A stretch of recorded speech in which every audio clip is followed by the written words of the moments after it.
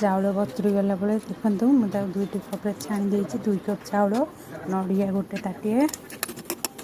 और अल्प किसी किशमिश और काजू किसी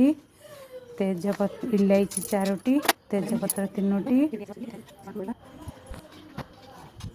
अल्प किसी नड़िया कोरा ऊपर सजाइबा देवा खीरी हो सारा दवा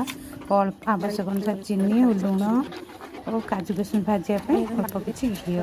और आवश्यक अनुसार वीडियो गुड़ी को भल लगे प्रथम काजू किशमिश को भल भाजीदे भाजिक काढ़ी रखीदे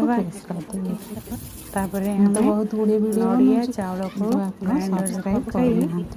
आपको जब वीडियो गुड़ी को भल लगे तो काजू नड़िया चाउल को ग्राइंडर दे बेसी चिकन नक खंड खंडिया भाव आम यार गोटे पेस्ट